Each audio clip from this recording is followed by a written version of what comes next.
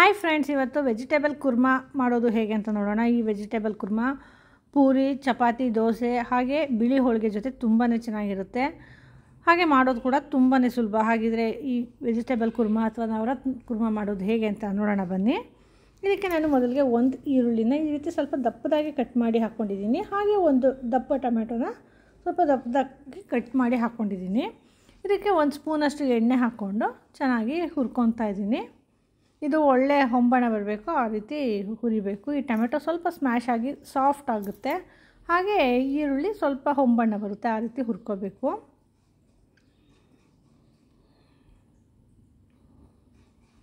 ಈಗ ನೋಡಿ, ಇದು ಒಂದು ಮುಕ್ಕಾಲು ಭಾಗದಷ್ಟು ಹುರ್ಕೊಂಡಿದ್ದಾಗಿದೆ.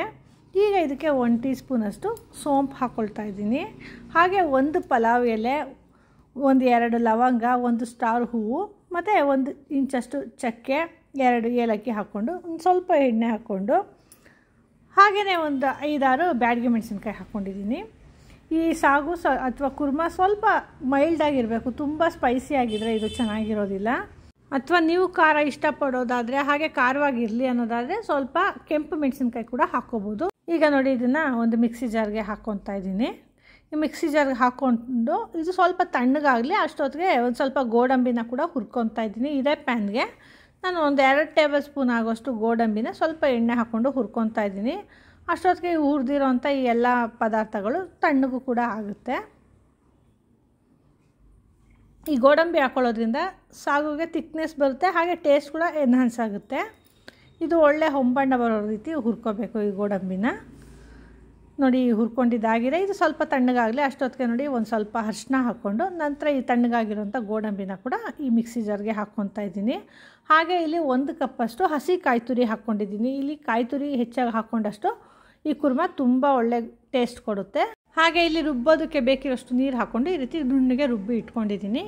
ಈಗ ಇಲ್ಲಿ ಒಗ್ಗರಣೆಗೆ ನಾನು ಒಂದು 2 ಟೇಬಲ್ ಸ್ಪೂನಷ್ಟು ಎಣ್ಣೆ ತೊಗೊಂಡಿದ್ದೀನಿ. ಈ ಎಣ್ಣೆ ಕಾದ ನಂತರ ಇದಕ್ಕೆ ಒಂದು ಅರ್ಧ ಸ್ಪೂನಷ್ಟು ಜೀರಿಗೆ, ಹಾಗೆ 1 ಟೀ ಸ್ಪೂನಷ್ಟು ಶುಂಠಿ ಬೆಳ್ಳುಳ್ಳಿ ಪೇಸ್ಟ್ ಹಾಕ್ಕೊಂಡಿದ್ದೀನಿ.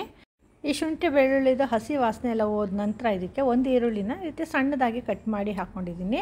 ಹಾಗೆ ಅರ್ಧ ಕಪ್ಪಷ್ಟು ಕ್ಯಾರೆಟು, 1 ಕಪ್ಪಷ್ಟು ಸಣ್ಣದಾಗಿ ಕಟ್ ಮಾಡ್ಕೊಂಡಿರೋಂಥ ಬೀನ್ಸು, 1 ಗಡ್ಡೆಕೋಸು ಅಥವಾ ನವಿಲುಕೋಸು, ಹಾಗೆ 1 ಕಪ್ಪಷ್ಟು ಆಲೂಗೆಡ್ಡೆ, ಹಾಗೆ ಒಂದು ಅರ್ಧ ಕಪ್ಪಷ್ಟು ಹಸಿ ಬಟಾಣಿ ಹಾಕ್ಕೊಂಡಿದ್ದೀನಿ. ಹಸಿ ಬಟಾಣಿ ಇಲ್ಲ ಅಂದವರು ಒಣ ಬಟಾಣಿನ ರಾತ್ರಿನ ನೆನೆಸಿ 1 ವಿಷಲ್ ಕೂಗಿಸಿ ನಂತರ ಸೇರಿಸ್ಕೋಬೋದು. ಈ ಎಲ್ಲ ತರಕಾರಿನೂ ಸ್ವಲ್ಪ ಚೆನ್ನಾಗಿ ಎಣ್ಣೆಯಲ್ಲಿ ಬಾಡಿಸ್ಕೊಂಡು ನಂತರ ಇದಕ್ಕೆ ಒಂದು ಅರ್ಧ ಕಪ್ಪಷ್ಟು ನೀರು ಹಾಕ್ಕೊಂಡು ಒಂದು ಲಿಡ್ ಕ್ಲೋಸ್ ಮಾಡಿ ಈ ತರಕಾರಿ ಎಲ್ಲ ಬೇಯೋ ತನಕ ಒಂದು 10 ನಿಮಿಷ ಚೆನ್ನಾಗಿ ಬೇಯಿಸ್ಕೊತಾ ಇದ್ದೀನಿ. ಇದು ಸ್ವಲ್ಪ ಬೇಗ ಆಗಬೇಕು ಅನ್ನೋದಾದರೆ 1 ವಿಷಲ್ ತರಕಾರಿನೆಲ್ಲ ಕುಕ್ಕರಲ್ಲಿ ಕೂಗಿಸ್ಕೊಂಡು ನಂತರ ಈ ರೀತಿ ಒಗ್ಗರಣೆಗೆ ಹಾಕ್ಕೋಬೋದು. ಈಗ ನೋಡಿ, ಇದು ತರಕಾರಿ ಎಲ್ಲ ಚೆನ್ನಾಗಿ ಬೆಂದಿದೆ. ಈಗ ರುಬ್ಬಿರೋಂಥ ಮಸಾಲೆನ ಹಾಕ್ಕೊಳ್ತಾ ಇದ್ದೀನಿ. ಹಾಗೆ ಅದಕ್ಕೆ ಸ್ವಲ್ಪ ನೀರು ಸೇರಿಸ್ಕೊಂಡು ಹಾಕ್ಕೊತಾ ಇದ್ದೀನಿ ಈ ಮಿಕ್ಸಿ ಜಾರ್ಗೆ. ಈ ಕುರ್ಮಾದು ಕನ್ಸಿಸ್ಟೆನ್ಸಿ ಏನು ಕನ್ಸಿಸ್ಟೆನ್ಸಿ ಇರಬೇಕೋ ಆ ಕನ್ಸಿಸ್ಟೆನ್ಸಿಗೆ ಬರೋಷ್ಟು ನೀರನ್ನ ಹಾಕ್ಕೊಂಡು ಈ ಮಿಕ್ಸಿ ಜಾರ್ಗೆ ಹಾಕ್ಕೊಂಡ್ಬಿಟ್ರೆ ಡೈರೆಕ್ಟಾಗಿ ಕನ್ಸಿಸ್ಟೆನ್ಸಿ ಕೂಡ ಕರೆಕ್ಟಾಗಿ ಅಡ್ಜಸ್ಟ್ ಆಗುತ್ತೆ. ಈಗ ಚೆನ್ನಾಗಿ ಮಿಕ್ಸ್ ಮಾಡಿಕೊಂಡು ನಂತರ ಇದಕ್ಕೆ ರುಚಿಗೆ ತಕ್ಕಷ್ಟು ಉಪ್ಪು ಹಾಕ್ಕೊಳ್ತಾ ಇದ್ದೀನಿ.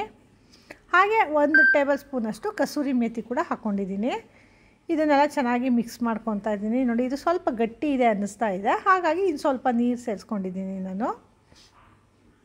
ಈಗ ಇದನ್ನು ಚೆನ್ನಾಗಿ ಮಿಕ್ಸ್ ಮಾಡಿಬಿಟ್ಟು ಮತ್ತು ಈ ತರಕಾರಿ ಎಲ್ಲ ಉಪ್ಪೆಲ್ಲ ಹೀರ್ಕೋಬೇಕಲ್ಲ, ಅದಕ್ಕೋಸ್ಕರ ಒಂದು ಲಿಡ್ ಕ್ಲೋಸ್ ಮಾಡಿ ಒಂದು 5 ನಿಮಿಷ ಬೇಯೋದಕ್ಕೆ ಇಟ್ಕೊಂಡಿದ್ದೀನಿ. ನೋಡಿ, ಈಗ ಇದೊಂದು 5 ನಿಮಿಷ ಆಗಿದೆ ನೋಡಿ. ಹಾಗೆ ಕುರ್ಮಾ ಕೂಡ ಅಷ್ಟೇ ಚೆನ್ನಾಗಿ ಕುದಿಯೋದಕ್ಕೆ ಶುರುವಾಗಿದೆ. ಈಗ ತೆಗೆದು ನೋಡ್ತಾ ಇದ್ದೀನಿ, ನೋಡಿದ್ರೆ ಚೆನ್ನಾಗಿ ಕುದಿಯೋಕ್ಕೆ ಶುರುವಾಗಿದೆ. ಹಾಗೆ ತರಕಾರಿಗಳು ಕೂಡ ಅಷ್ಟೇ ಚೆನ್ನಾಗಿ ಬೆಂದಿದೆ. ಹಾಗೆ ಆ ಮಸಾಲೆ ಉಪ್ಪನ್ನೆಲ್ಲ ಕೂಡ ಚೆನ್ನಾಗಿ ಹೀರ್ಕೊಂಡಿದೆ. ರುಚಿಕರವಾದಂಥ ವೆಜಿಟೇಬಲ್ ಕುರ್ಮಾ ಅಥವಾ ನವರತ್ನ ಕುರ್ಮಾ ತಿನ್ನೋದಕ್ಕೆ ಸಿದ್ಧ ಆಗಿದೆ. ಹಾಗೆ ಇಲ್ಲಿ ಇದೇ ತರಕಾರಿ ಹಾಕ್ಕೋಬೇಕು ಅಂತ ಏನಿಲ್ಲ, ನಮಗಿಷ್ಟವಾಗಿರೋಂಥ ತರಕಾರಿ ಗೋಬಿ ಕೂಡ ಹಾಕ್ಕೋಬೋದು, ಅಥವಾ ಇನ್ನೇನಾದರೂ ನಿಮ್ಗಿಷ್ಟ ಆಗಿರೋಂಥ ತರಕಾರಿ ಇದ್ದರೆ ಅದನ್ನ ಕೂಡ ಸೇರಿಸ್ಕೋಬೋದು. ಇದು ಚಪಾತಿ, ಪೂರಿ ಹಾಗೆ ದೋಸೆ ಜೊತೆ ತುಂಬಾ ಚೆನ್ನಾಗಿರುತ್ತೆ. ಹಾಗೆ ಬಿಳಿ ಹೋಳಿಗೆಗಂತೂ ತುಂಬ ಒಳ್ಳೆಯೇ ಕಾಂಬಿನೇಷನು. ಹಾಗೆ ಇದು ಗೀ ರೈಸ್ ಜೊತೆ ಕೂಡ ತುಂಬಾ ಚೆನ್ನಾಗಿರುತ್ತೆ. ಈ ರೆಸಿಪಿ ನಿಮಗೆ ಇಷ್ಟ ಆಯಿತಾ? ಹಾಗಿದ್ರೆ ಖಂಡಿತ ಟ್ರೈ ಮಾಡಿ, ಹೇಗೆ ಬಂತು ಅಂತ ನಮಗೆ ಫೀಡ್ಬ್ಯಾಕ್ ಕೊಡಿ. ಹಾಗೆ ಇನ್ನೂ ಹೆಚ್ಚು ವೀಡಿಯೋಸ್ಗಳಿಗಾಗಿ ನಮ್ಮ ಪುಯಾಸ್ ಕಿಚನ್ನ ಲೈಕ್ ಮಾಡಿ, ಶೇರ್ ಮಾಡಿ, ಹಾಗೆ ಸಬ್ಸ್ಕ್ರೈಬ್ ಮಾಡಿ. ಧನ್ಯವಾದಗಳು.